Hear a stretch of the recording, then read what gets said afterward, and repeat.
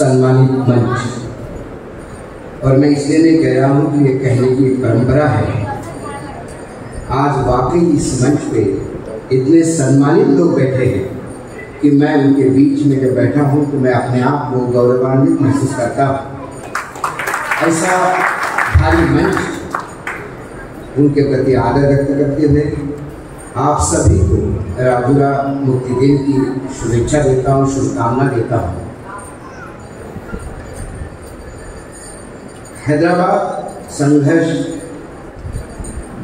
आपका भारत के साथ जुड़ना 1 साल 1 महीना 2 दिन बाद, यह इतिहास हो गया। और हम अमृत महोत्सव की बात करते हैं, 75 साल हो गए इस बात को। मैं पूरा भारत भ्रमण करता हूं, और जब मैं आज राजुरा में इसलिए आया हूं कि आपको आज़ादी 1 दिन 1 महीना 1 साल 1 महीना 2 दिन बाद मिली, तो वाकई मैं वास्तविकता यदि आपके सामने रखूं तो मुझे कोई फर्क नहीं दिखता। जो 1 साल 1 महीना 2 दिन आपके पहले आज़ाद है, उनमें और आपकी स्थिति में मुझे कोई बदलाव नहीं दिखता, क्योंकि इसके लिए कई चीज़ें ऐसी हैं, मुझे लगता है इसको विस्तार से रखने का मैं प्रयास करूंगा। मुक्ति तो मिली, लेकिन क्या वाकई आप मुक्त हुए? जो आजादी का संघर्ष जिन लोगों ने किया, हजारों लाखों के तादाद में लोग शहीद हुए, परिवार बर्बाद है, कई लोग तो पता भी नहीं, अनसंग हीरोज है। कुछ लोग हम याद रखते हैं, शायद या राजुरा में ही ऐसे कई लोग होंगे जिनका जिक्र भी किसी को पता नहीं होगा, लेकिन जिनका परिवार बर्बाद हुआ होगा। लेकिन इन सब लोगों ने जुनून था उनके ऊपर, क्योंकि उन्हें एक ऐसा आजाद भारत का निर्माण करना था जो सपना था उनका। क्या आज हम रजत जयंती पे ये दिल पे हाथ रख के कह सकते हैं कि वो सपना कुछ हद तक तो हमने साकार किया? क्या ये भी कहने की स्थिति में आज है? आज जब दीप प्रज्वलन कर रहा था, उसके पहले जब मालार्पण हुआ, तो महात्मा गांधी, स्वामी रामानंद तीर्थ, सरदार पटेल, इनकी तस्वीरें थी जिस पे हम हाथ चढ़ा रहे थे। कम से कम मैं तो कहीं ना कहीं मेरे दिल में ग्लानि नहीं थी, एक अपराध बोध से ये कार्य कर रहा था, क्योंकि अब मैं सिर्फ हार ही चढ़ा सकता हूं। उनके सपनों के बारे में ना मुझे पता है, ना वर्तमान पीढ़ी को पता है, ना हमारे राज्यकर्ताओं को पता है, ना समाज को पता है। बस एक पता है कि एक सरदार वल्लभ भाई पटेल थे, एक महात्मा गांधी थे, एक रामानंद तीर्थ थे। यदि रामानंद तीर्थ ने कुछ सोच के हैदराबाद की लड़ाई लड़ी होगी, तो सोचा होगा कि मैं मेरे भारत देश के साथ यदि मैं जुड़ता हूं, जो मेरा अपना वतन है, मेरी जन्मभूमि है, और फिर वो सोने की चिड़िया भारत बनेगा। इस बेहतरीन सपने के साथ जो प्रवास 1947 में और आप लोगों का प्रवास 1 साल 1 महीना 2 दिन बाद शुरू हुआ, आज 75 साल में भी हम अपने आप को कहां पाते हैं? क्या जो संविधान बाबा साहेब अम्बेडकर की अध्यक्षता में तैयार हुआ, और जो विश्व का बेहतरीन संविधान माना जाता है, जिसके लिए पूरे विश्व के बड़े बड़े पंडित संविधान के नतमस्तक होते हैं उस महान व्यक्तियों के सामने, क्या वो संविधान सिर्फ किताब बन के रह गया है कि वाकई देश पे लागू होकर जो मौलिक अधिकार हमें मिले उसका कहीं ना कहीं यथार्थ के धरातल पर उतरते हम देखते हैं, या फिर जो हमारे ड्यूटीज है, जो हमारे कर्तव्य है, क्या हम कहीं वो पूरे करने में सफल हुए हैं? ये सवाल आप अपने आप को पूछिएगा। मैं ये सवाल इसलिए कह रहा हूं कि वर्तमान में जब संविधान बदलने की बात होती है तो दिमाग सन्न हो जाता है। जब इस देश के आर्थिक सलाहकार समिति के अध्यक्ष ये कहते हैं कि ये संविधान अर्थहीन हो गया है, ये संविधान तो मात्र गवर्नमेंट ऑफ इंडिया एक्ट 1935 की कॉपी था, We have to go to the drawing board again। जब मैं ये शब्द सुनता हूँ तब अपने आप को अपराधी महसूस करता हूँ कि क्या इस युग में आज भी मैं चुप हूँ, क्योंकि ऐसे मूर्ख जब बोलते तो आवाज उठाने वाला कोई नहीं होता, और उनको फिर सत्ताधीश अपने गोद में बिठा के क्या संविधान बदलने की बात कर रहे हैं? क्या जो लोग संविधान का विरोध कर रहे थे संविधान लागू होने पर और मनुस्मृति लागू करने की बात करते हैं, क्या हम उसी 1857 और उस पुराने पीढ़ी उस समय में जा रहे हैं महाभारत रामायण के? क्या मनुस्मृति लागू होने की बात होती है? यह सवाल मैं आप लोगों के बीच में इसलिए उठा रहा हूं क्योंकि जब मैं यहां आया तो मैंने इस दिन का उत्सव बच्चों को मनाते हुए देखा। क्या ढोल और ताशा बजा के नाच रहे थे क्योंकि उन्हें लगा कि हम मुक्त हो गए, मुक्ति दिन है, आज हमारे लिए उत्सव है। लेकिन आज हम लोग यहां बैठे हैं, हमने तो अपनी जिंदगी जी ली। आने वाला वो भविष्य जब बच्चे बड़े होंगे तो क्या वो हमें माफ करेंगे? क्या वो सवाल नहीं पूछेंगे? अरे जिन्होंने लड़ाई उन्होंने तो शहादत दी। इस आजादी के मीठे फल चखते चखते आप इतने नशे में चूर हो गए कि आप ये भूल गए ये आजादी मिली किस लिए थी, और ये आजादी के सपने जिन लोगों ने देखे थे वो सपने क्या थे? आज दुख होता है, कौन सा अमृत महोत्सव हम मना रहे हैं। मैं मंच पे माफी मांग चाहता हूं, मैं नकारात्मक नहीं हूं, लेकिन वास्तविकता का चित्र भी दर्शन सामने देखना चाहिए। आंखें मूंद करके हम नहीं बैठ सकते, आने वाली पीढ़ी माफ नहीं करेंगे। कौन सा अमृत महोत्सव है जिस अमृत महोत्सव में देश के 81 करोड़ लोग सरकार के भीख के ऊपर जिंदा है, 5 किलो अनाज के ऊपर? तो क्या यह अमृत महोत्सव है? क्या यह अमृत महोत्सव है कि 1947 से भी पहले युगानुयुग जब ये तथाकथित भारत, हिंदुस्तान, जम्मू द्वीप जो कहना है कहिएगा, तब से इस देश का भूमि पुत्र किसान इस धरती का सीना चीरकर खून पसीना एक करके इस देश को 2 टाइम की रोटी देता है। आज वो 6000 रुपए साल के भीख के लिए आपके सामने खड़ा होता है, तो क्या यह अमृत महोत्सव है? किस अधिकार से हम कहते हैं कि अमृत महोत्सव है? साल गिनने से चीजें बड़ी नहीं होती।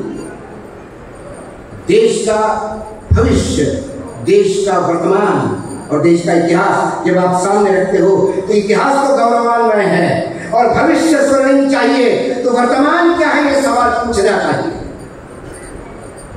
हमारा वर्तमान ये है कि 54 लाख करोड़ से हम 200 लाख करोड़ के ब्याज पे कर्ज पे डूबे हुए हैं। हमारा वर्तमान ये है कि हमारा बजट में हमारा वित्त मंत्री बताता है कि इस साल हमें 27 लाख करोड़ की आमदनी होगी और उस 27 लाख करोड़ में से 11 लाख करोड़ कर्ज और ब्याज अदायगी में देनी होगी। जिस घर का खर्चे में से, इनकम में से 40 से ज्यादा प्रतिशत यदि कर्जदारों को देना होगा तो वो घर कैसा चलेगा? आप सब घर गृहस्थी वाले हैं, ये जानते हैं। ये कोई रॉकेट साइंस नहीं है, ये कोई अर्थ इकोनॉमिक्स नहीं है बताने के लिए। लेकिन सवाल कौन पूछता है? क्यों हम महिमा मंडल के पीछे लगे हैं? चंद्रयान उतरता है दक्षिण ध्रुव पे, पकड़ा जाता है भारत, पकड़ा जाता है हमारा मीडिया। आपको क्या लगता है इस देश, इस विश्व के पटल पर और कोई देश होंगे नहीं तो चंद्रमा में नहीं गए? क्या उनकी औकात नहीं थी? क्या वो टेक्नोलॉजिकली इतने एडवांस नहीं थे? लेकिन उनकी प्रायोरिटी चंद्रयान नहीं थी, उनकी प्रायोरिटी अपनी आवाम, उनकी मूलभूत सुविधाएं थी। हम तो चंद्रयान पे वो विक्रम तो चंद्रयान पे चला गया। इसी जगतपुर के पास गढ़चिरौली जिले में जब महिला प्रसूति के लिए वेदना में तड़पती है तो एम्बुलेंस नहीं एम्बुलेंस में जाती है, तो बांबू के बीच में कपड़ा बांध के, झोला बांध के 20-20 किलोमीटर तक लोग दौड़ते हैं उसको लेके। मुझे वो चंद्रयान पे खुशी नहीं होती। चंद्रयान ये गहना है, जब शादी में जाती है तो महिलाएं गहना पहनती है तो चलो ठीक है, लेकिन शादियां रोज नहीं होती। रोज तो अपने को वास्तविकता से संघर्ष करना होता है। 5वीं इकोनॉमी हो गई विश्व में, 3री इकोनॉमी हो गई विश्व में, हम इकोनॉमी नहीं हो गए विश्व में। आंकड़ों पे मत जाइए, ये 143 करोड़ का देश है। इसमें एक दिन लोगों ने तय कर लिया कि आज 1 किलो लड्डू खाएंगे तो हमारे देश का जीएसटी लाखों करोड़ रुपए चल जाएगा ऊपर। ये आबादी का क्वांटम है, क्वालिटी नहीं है। हमारा जीएसटी कलेक्शन क्या है? जीएसटी 3 फेज में कलेक्ट होता है, स्टेट जीएसटी, सेंट्रल जीएसटी और आईजीएसटी।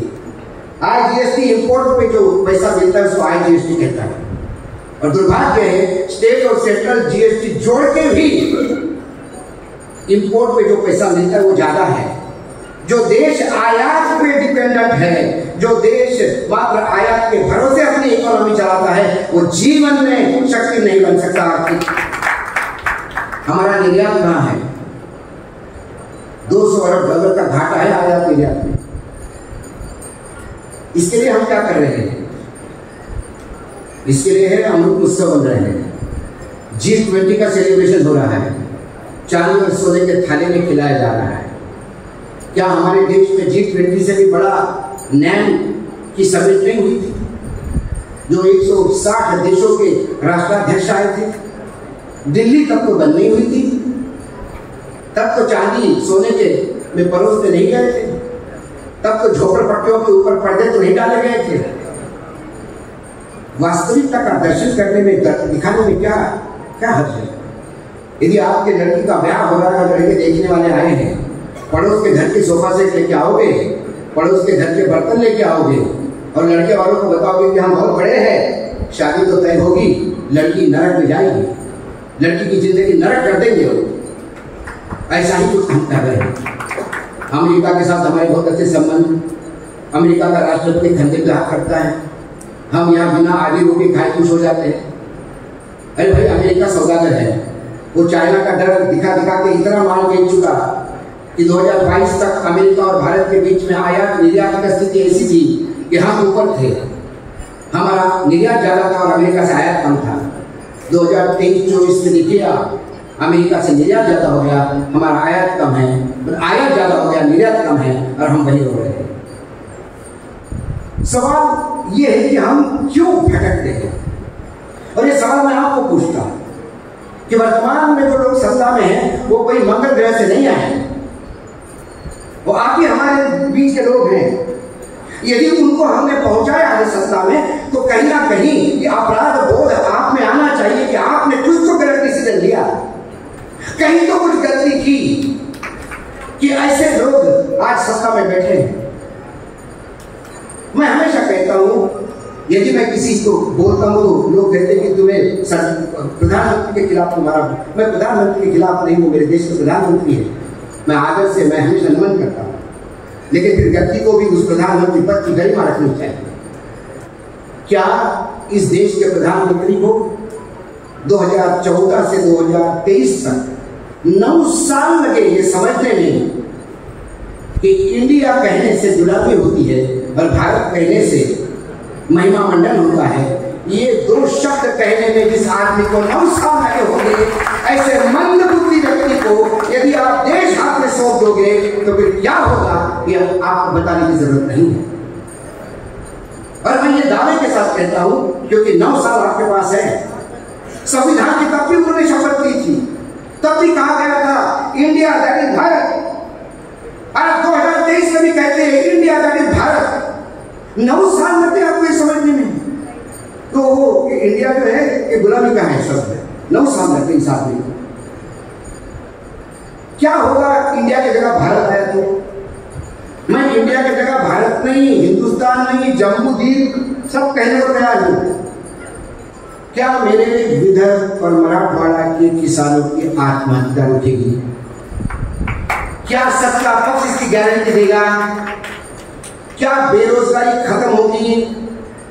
क्या इस देश में हेल्थ सेक्टर में हर गांव में हेल्थ की सुविधाएं होगी? क्या मेरघाट में कुपोषण कम होगा? क्या मणिपुर शांत होगा? क्या जम्मू कश्मीर में अभी भी वही आर्मी का राज चलेगा जो कई सालों से चल रहा है? यदि ये सारी चीजें खत्म होने वाली है, मैं तो जम्मू द्वीप कहने को तैयार हूं, मैं भारत कहने को तैयार हूं, मैं इंडिया को होली करके जलाने को तैयार हूं, लेकिन मुझे कुछ मिलो तो सही। राम मंदिर बन गया। मध्य प्रदेश में एक अभी खबर आई है कि अस्पताल में दवाइयां नहीं थी और लोग मर गए पेशेंट। और मध्य प्रदेश के मुख्यमंत्री ने पिछले 6 महीने में 2000 करोड़ की घोषणाएं की है।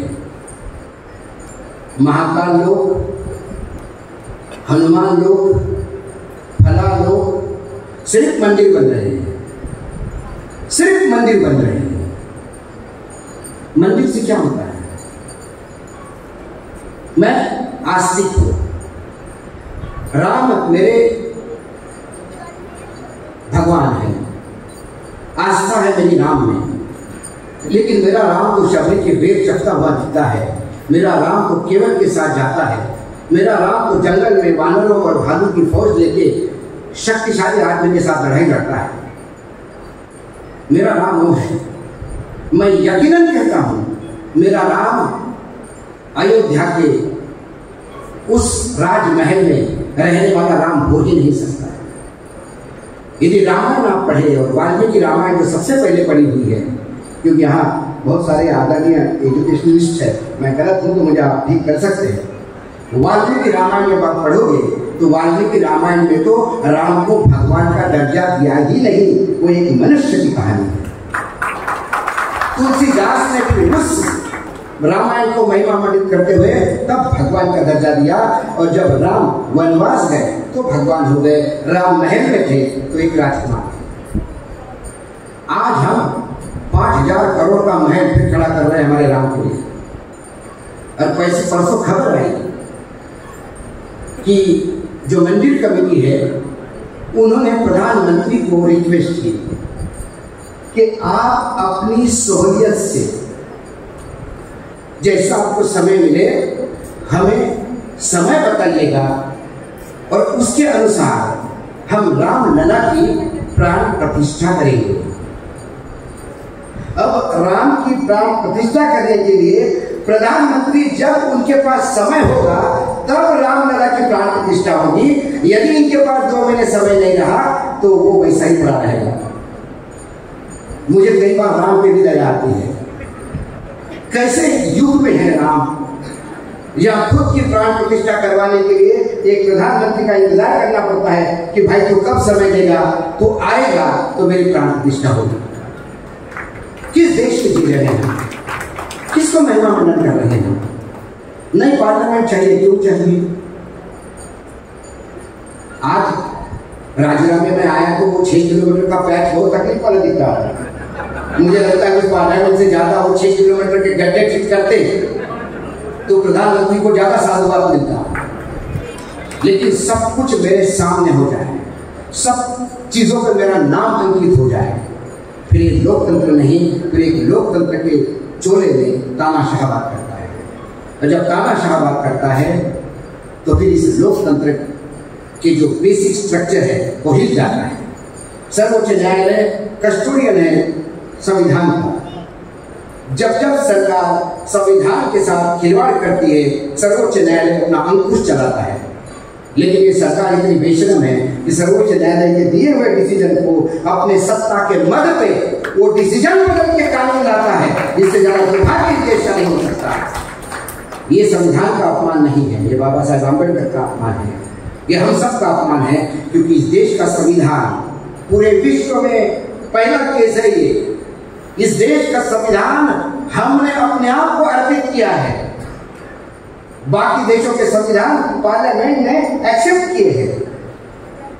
यह जनता ने जनता को समर्पित किया हुआ यह हमारा संविधान। और एक तुगलक आता है और उस संविधान पे नाच करने लगता है और हम अंधभक्त होके महिमा मंडन करते हैं। भक्त बनिए, अंधभक्त मत बनिए। सवाल पूछने के लिए मैं तो पत्रकारिता कर रहा हूँ, मैं कोई बड़ा तीर नहीं मार रहा हूँ, लेकिन ये अमृत काल में इतना विष घुल चुका है कि अच्छी पत्रकारिता करने वालों को भी लोग सत्कार करते हैं, क्योंकि पत्रकारिता बची नहीं, सवाल पूछने वाले बचे नहीं। क्या सवाल नहीं पूछेंगे?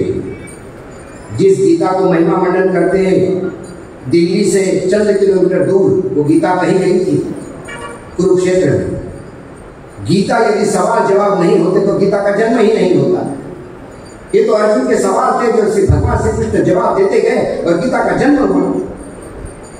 मैं भी सवाल पूछता हूँ, मुझे बिल्कुल थर्ड कॉपी समझो, डुप्लीकेट अर्जुन समझो, मैं मेरे कृष्ण को सवाल पूछता हूँ, जवाब तो दें।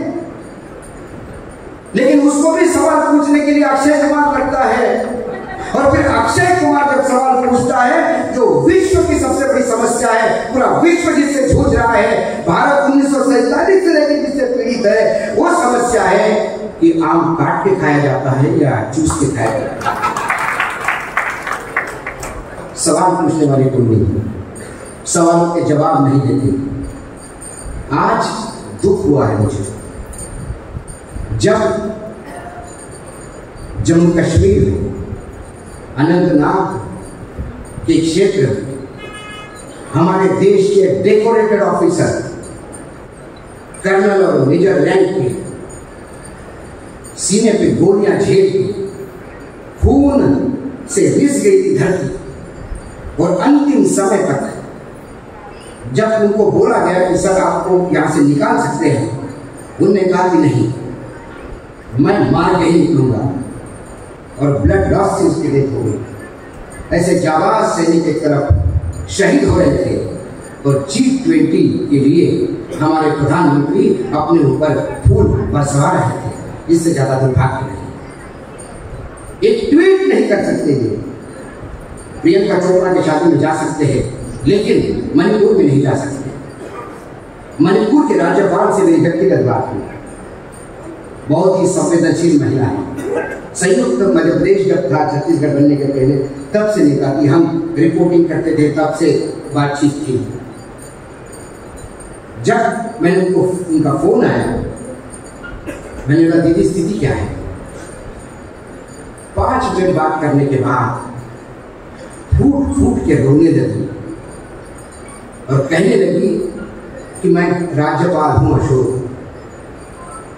बेटा ये पाप मेरे सर पे चढ़ गया, असहाय हूं, दिल्ली गूंगी बहरी और अंधी हो गई है, मुझे अब मेरे राजनीतिक करियर का कोई इच्छा नहीं रही। मैं तो दिन गिन रही हूं कि कब मैं यहां से मुक्ति लूं और इस प्रायश्चित क्या करूं। ये मेरे पीछे सपना है, मेरे पीछे बड़ा सवाल है। और आज अभी भी जब मैं आपसे बात कर रहा हूं, प्रधानमंत्री के लिए मणिपुर इस देश के मैप में है ही नहीं। अभी भी वो बात करने को तैयार नहीं है, ये मानने को तैयार नहीं है कि वहां कुछ हो रहा है। मैं इसीलिए कहता हूं, महाराष्ट्र की बात करें तो महाराष्ट्र में एक वग नाट्य होते हैं तमाशा में, जो एक कॉमेडी शो होता है। दादा कौन के उसके माहिर एक्टर माने जाते थे स्टेज पे। वर्तमान में महाराष्ट्र में वग नाट्य चल रहा है। हमारे नेता मेढकों जैसे इधर से उधर कूद रहे हैं। किसी भी विधायक या आमदार को जब मिलते हैं तो बड़ा से बड़ा आदमी नहीं बता सकता कि वर्तमान में वो कहाँ है, इधर है कि उधर है। कोई विचारधारा नहीं। मैं कहता हूं विचारधारा नहीं, लेकिन हिम्मत रखो, बोलो। 50 खोखे के लिए गए, मंत्री बनने के लिए गए, मुख्यमंत्री पद के लिए गए। मुझे दुख इस बात का होता है कि जो भी इधर से उधर जाता है, किसान भाइयों के लिए, महाराष्ट्र के अंतिम व्यक्ति के लिए, दलितों के लिए, उसका उत्थान करने के लिए, इसका उत्थान करने के लिए, मेरे बाप तू घर जा, हमारा उत्थान हम कर लेंगे, अब नहीं चाहिए तुम्हारा हमको मदद। क्या आपको पता है कि महाराष्ट्र के 65,000 सरकारी स्कूल ये सरकार दत्तक देने जा रही है। सरकार के पास पैसा नहीं। किसी घर में 6 बच्चे हो गए और पालने के लिए उसको बच्चे को अनाज नहीं है, तो फिर वो कहते हैं कि भाई को मेरे 2 बच्चे दत्तक ले ले, यार भूखे मर रहे हैं। ये 65,000 स्कूल दत्तक दिए जा रहे हैं। और कहते हैं कि अब एनजीओ लेंगे, कारपोरेट सेक्टर लेगा, 10 साल के लिए लेगा, इसमें क्या होगा? 2 साल तक तो ठीक चलेगा, तीसरे साल में वो कहेंगे कि ये बिल्डिंग जरा गड़बड़ हो गई है। कई मौके के जगह पे स्कूल है, पूना, मुंबई, अच्छे जगह पे, फिर वो कहेंगे इसका रीडेवलपमेंट प्लान आएगा, बोलेंगे नीचे बड़ा मॉल बनाएंगे, ऊपर 15 कमरे निकाल के स्कूल चलाएंगे। ये एक षड्यंत्र के तहत जो राज्य अपना दायित्व शिक्षा का अधिकार एक मौलिक अधिकार है, यदि कोई सरकार इस राज्य में मौलिक अधिकार भी अपने बच्चों को नहीं दे सकता, उन्हें तुरंत अरबी समुद्र में कूद के जान देनी चाहिए। उन्हें कोई अधिकार नहीं देने चाहिए। हम लोगों के सामने फिर 5 साल बाद हमें यह समझाने आए कि हम उनको जितवा दे ताकि हमारा भविष्य ठीक करें। रोजगार क्यों आरक्षण मांग रहे हैं? किस लिए आरक्षण मांग रहे हैं? अरे भाई, आरक्षण लेके करोगे क्या? सरकारी नौकरियां रही कहां हैं? सरकारी नौकरियां तो ठेके पे उठने जा रही है। जब ठेके पे तहसीलदार और थाने चले जाएंगे तो फिर वहां नौकरी पे वो ठेके वाले के पास जाना पड़ेगा। आपको सरकार से नौकरी नहीं मिलेगी। जियार निकल रहे हैं और हम मुर्दार लोग चुपचाप सुन रहे हैं, पढ़ते हैं, ले बेकार है कई करते हैं लोग, तो बन और चुनाव आ गए नहीं, कुन भी हुए आप लोग को नहीं मालूम है। एक अच्छा इंसान जिसने अपनी जिंदगी दी, स्टेज पे बैठा है, क्या राजनीति में किया? आप फिर आते सत्ता में, आपने जीवन की सबसे बड़ी भूल की, आपने पैसा नहीं कमाया, आपने ईडी का आपके ऊपर केस नहीं करवाया। 2 ईडी के केस, एक इनकम टैक्स, एक सीबीआई, ये आपका बायोडेटा है कैबिनेट मंत्री बनने का। मैं माफी चाहता हूं, आपने कहा कि मुख्यमंत्री वहां जाते हैं तो अब राजरा में भी कोई पालक मंत्री आना चाहिए। राजरा का अपमान मत करिए सर। जिनके ऊपर व्याभिचार के केसेस है, जिनके ऊपर ईडी के केसेस है, जिनके ऊपर सीबीआई के केसेस है, जिनकी संपत्ति जब्त है, ऐसे लोग मंत्री बनते हैं, यदि उनके साथ आप राजूला में आके उनसे झंडा वंदन करवाएंगे तो ये राजूला के मिट्टी का अपमान है। उनसे कई गुना ज्यादा आज ये गुनहार लोग बैठे हैं स्टेज पे। एक डॉक्टर जिसने 45,000 ऑपरेशन किए हैं, अरे 45,000 लोगों को चाय भी पिलाई होगी किसी ने तो बताइए, नेता ला के खड़ा कर दीजिए मेरे पास, पैर धो के पीलूंगा। एक सैनिक माथे पे गोली लेके लगातार जब तक शहीद, जब तक मारता नहीं दुश्मनों को, तब तक नहीं जाता। ऐसा जाबाज सिपाही इस मिट्टी का सबूत है। अरे झंडा वंदन मुझसे करवाइए। इस देश की 80% गाड़ियां रोड पे चल रही है। कल मैं जब गाड़ी में बैठूंगा तो मुझे गर्व होगा कि मैं राजूराम आया था। इस राजूरा के सुपुत्र का उस गाड़ी में भी कंट्रीब्यूशन है, क्योंकि जो कंपनियों के नाम मैंने देखे थे क्या उन कंपनियों का शेयर है। मैंने उनको कहा गलती से कि 5 करोड़ हो गया टर्न और 50 करोड़ करो, तो एकदम मैं डर नहीं गया, क्योंकि 50 ठोके बोले तो राजनीति नहीं करता है। आपको मैंने इंडस्ट्री चला के बोला था। कोई आर्टिस्ट है क्या? आपके महामहिम प्रधानमंत्री ने नाम कमाया होगा, उससे नाम एक चित्रकार कमाता है इस घर से, इस मिट्टी से जाता है आदमी, जिसके पेंटिंग देखने के लिए पूरा यूरोप नतमस्तक होता है। क्या ये किसी मंत्री से कम है? क्या कोई एक नेता है महाराष्ट्र में इसके जोड़ का? 3 लड़कियां सिलेक्ट हुई थी, एक राजूरा की, क्या बात है। और वो किस समाज की? जहां पे सिर्फ बिजनेस होता है, लड़की की शादी करके मुझे बिजनेस घर में दे देते हैं, फिर 16-18 साल की लड़की होगी, शादी कर दो। मैं ये जैन कम्युनिटी और वैश्य कम्युनिटी बहुत अच्छी तरह जानता हूँ। क्या हिम्मत की, बस सीना छोड़ा होता है।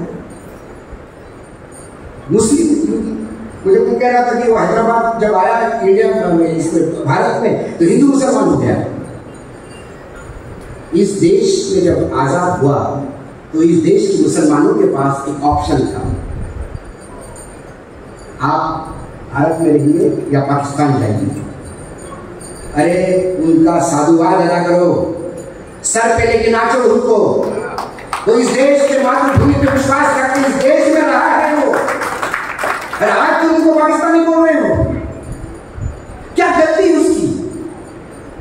वो अल्पसंख्यक है, क्या गलती है उसकी कि 4 दलाल उसके कम्युनिटी के हिंदुओं को गाली देते हैं। 4 हिंदुओं को गाली देने वाले मुसलमान पैदा होने से सारी मुस्लिम कम्युनिटी को आप कटघरे में खड़ा कर दोगे, और 4 हिंदू मूर्ख पाकिस्तान भेज देंगे। अरे तू खुद पड़ोस के गांव में जाने के लिए किसी का टिकट और गाड़ी में लिफ्ट लेता है, और इनको बोलता है पाकिस्तान भेज देंगे। औकात है इनकी। कुल मिलाकर एक अफीम का डोज आपके लिए तैयार है। जब आप कहते हो कि मेरे बेटे को नौकरी चाहिए कि साहब, अरे नौकरी का छोड़, देखा नहीं अमेरिका में कितना बड़ा स्वागत हुआ भारत का। जरा तुम सीखो, देश कहाँ जा रहा है, नौकरी के लिए क्या बड़ा है। वैसे महंगाई बहुत बढ़ी है। अरे क्या महंगाई बढ़ी है? किसान कमा रहा है, मेरा किसान सर पे हाथ उठाता है। 200 किलो पर टमाटर हो गया, मेरे को तो कभी नहीं मिला, मैं तो 50 पैसे में ले गया मेरा टमाटर।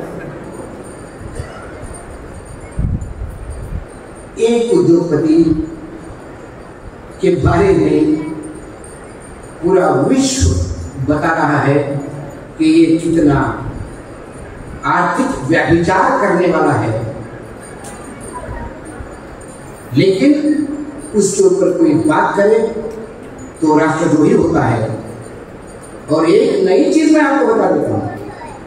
श्रीलंका में गए प्रधानमंत्री जी, उनको लेके, और प्रधानमंत्री जी ने उनको, उनके राष्ट्राध्यक्ष को कहा कि अडानी जी है, इनको जरा यहाँ पे सोलर पावर प्रोजेक्ट दे दीजिएगा। अब उन्हें दे दिया, सरकार बदल गई, इंक्वायरी ऑर्डर हो गई। श्रीलंका के कानून के अनुसार बिना टेंडर दिए कोई भी प्रोजेक्ट अलर्ट नहीं। अब मामला फंस गया। जिनको बुलाया इंक्वायरी कमेटी में, वो कहते भाई मोदी जी ने कहा था इसने किया। बोले अरे मोदी जी इंडिया के हैं, आप लंका में है, लंका के कानून को अलाउ नहीं करते। फिर एक नया रास्ता निकाला कि अडानी जी को हम इंडिया मानेंगे। The Adani will be taken as the representative of India। मैंने बोला श्रीलंका के लोग बेचारे कमजोर है, लेकिन अपने से ज्यादा बुद्धिमान है। वो बहुत जल्दी पहचान गए कि अडानी और इंडिया एक है। हम ही मूर्ख है जो अडानी को अभी उद्योगपति समझते हैं। अडानी उद्योगपति नहीं, अडानी भारत है। ऐसे असंख्य प्रश्न हैं। मैं निगेटिव बात नहीं करता, मेरा सवाल करना मेरा धर्म है। यदि मैं भी सवाल नहीं करूंगा तो फिर सवाल कौन करेगा? सवाल पत्रकारिता को करना होगा, सवाल आपको भी करना होगा।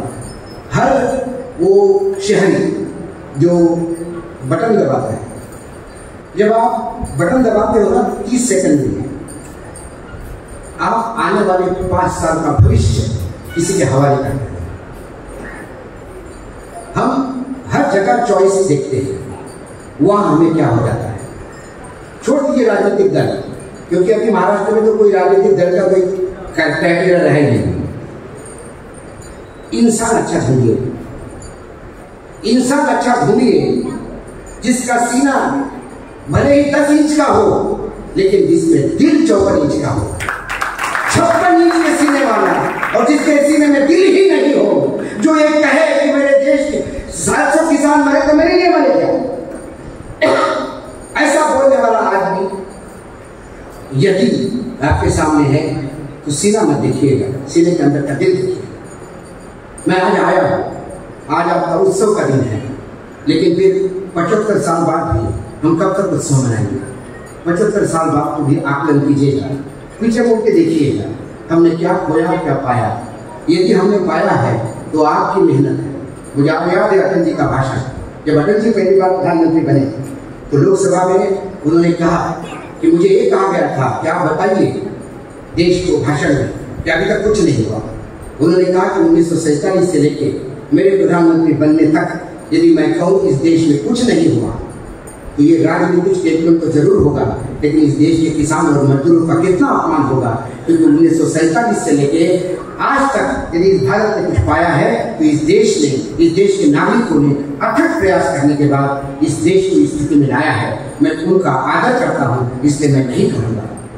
और आज ये कहा जाता है कि 2014 से हमें आज़ादी मिली है। जिनको ऐतिहासिक कानून नहीं देश का, वो वर्तमान क्या तय करेंगे, भविष्य क्या तय करेंगे। इसलिए हम अमृत काल में जरूर है, लेकिन एक सवाल आप लोगों के बीच में छोड़ के जा रहा हूँ। उस सवाल पे ध्यान रखिएगा। उत्सव तो हम मनाते हैं, लेकिन इसको फरवरी की मत होने दीजिएगा। अगले साल फिर कोई एक वक्त आएगा, फिर ऐसा आयोजन होगा, फिर कुछ लोगों का स्वागत होगा और फिर 18 तारीख से आप अपने काम में लग जाओगे। आपकी स्थिति नहीं सुधरेगी। क्या आज हमने ये आयोजन किया तो हम आप किसी के जीवन में कोई बदलाव आएगा? सत्कार नौकरी तो सत्कार हो गया, और जिनका हमने सम्मान किया उनमें से एक भी ऐसा आदमी नहीं था कि जिसका राज्य स्तर पे, देश स्तर पे और विश्व स्तर पे सम्मान नहीं हुआ होगा। हमने तो उन सम्मानित लोगों को बहुत देर से ये बता दिया कि तू हमारा सुपुत्र है, तेरा घर में स्वागत है। ये सम्मान नहीं था। आज उनको हमने रियलाइज इतना ही बताया कि हे इस माटी के सुपुत्र, तू हमारा है, ये बताने के लिए आज तुझे हम यहाँ नवाज रहे हैं। ये सवाल है। तो यदि जीवन में बदलाव करना हो तो आने वाले चुनाव में ध्यान रखिएगा, अच्छे इंसान ढूंढिएगा, पार्टी छोड़ दीजिएगा। अच्छे इंसान अच्छी सरकार देंगे। अच्छी विचारधारा अच्छे इंसान से आती है, क्योंकि पार्टी की विचारधाराएं खत्म हो गई है। क्योंकि मैं वो ढूंढ रहा हूँ पार्टी की विचारधाराएं। जब ये रातों रात विचारधाराएं बदलती है तो विचारधारा, नैतिकता, ये सारी चीज, शर्म, ये सब तिजोरी में बंद है। बेशर्मों का जमाना है। अनैतिक काम करना ये आपका नैतिक जिम्मेदारी समझ के वो करते हैं पूरे ताकत के साथ। इसीलिए व्याभिचारी हमें राष्ट्रप्रेम सिखाता है, भ्रष्टाचारी हमें नैतिकता सिखाता है। और इनके ऐसे जब लेक्चरर्स आते हैं तो उनसे क्या हम सीख पाएंगे, हमारे देश का भविष्य क्या होगा। हमें से कई लोग ऐसे कि हमने अपनी जिंदगी जी ली। मैं 60 पे पहुंच गया हूँ अभी 4 दिन पहले। आप में से भी कई लोग 60 के होंगे, 55 के होंगे। जिंदगी हमने जी ली। हमारे देश में जीने का स्पैन 60-70 होगा। बस हम अब बोनस पे है, लेकिन आने वाली पीढ़ी के लिए कुछ छोड़ के जाइए। और यदि आपने नहीं छोड़ा, मैं बता रहा हूँ, आज महात्मा गांधी को हम हाथ चढ़ा रहे हैं क्योंकि उन्होंने कुछ किया, इसलिए हाथ चढ़ा रहे हैं। कल ऐसा समय नहीं आए कि हमारे बच्चे हमारा फोटो देखिए बोलेगा आज जिनका जन्मदिन है जूते से मारो उनको, क्योंकि इन्होंने हमारी जिंदगी बर्बाद की। तो आने वाले भविष्य का दायित्व तुम्हारे पास है। आज आप लोगों ने मुझे बुलाया, राजूराम मुक्ति दिन अमृत महोत्सव समारोह समिति का मैं धन्यवाद अदा करता हूँ। आज इतने बड़े लोगों के बीच में बिठाने का मुझे सौभाग्य मिला। मैं बोलता हूँ, थोड़ा कड़वा बोलता हूँ, हो सकता है शायद मेरे दिल की पीड़ा बताता हूँ, क्योंकि जब मैं देखता हूँ तो दिल रोता है, क्योंकि मैं इस देश को प्रेम करता हूँ, इसीलिए मैं ऐसा बोलता हूँ। मैं देश को प्रेम इसलिए नहीं कहता कि मुझे सत्ता में आना है। मैं जीवन में मैंने कई बार कहा, बोले आप इस पार्टी को, कई पार्टियों के मुझे ऑफर है, मैंने बोला आप हाथ जोड़ के विनती, ना लोकसभा ना राज्यसभा ना पद्मश्री ना पद्मभूषण, मुझे कुछ नहीं चाहिए। मुझे सिर्फ जगह चाहिए बोलने की, जो मैं जनता की आवाज़ आपके बीच में ला दूँ, उनके वेदनाओं को शब्द दूँ। आज आपने मुझे पूरी एक जगह दी है, आज आप सबके सामने बोलने का। मैं जानता हूँ कई लोगों की मेरी बात बुरी लगी होगी, लेकिन फिर आज हमारे प्रधानमंत्री आदरणीय नरेंद्र मोदी का जन्मदिन है। वो 73 साल के हो गए, 74 का शुरू हुआ है। मैं कम से कम आज उस रामलला को, उस महान प्रभु को प्रार्थना करता हूँ कि 74 के साल में कम से कम एक छोटा सा दिल मेरे प्रधानमंत्री के 56 इंच के सीने में दे, ताकि वो हमारी कहीं ना कहीं वेदनाओं को समझे। जय हिंद, जय महाराष्ट्र।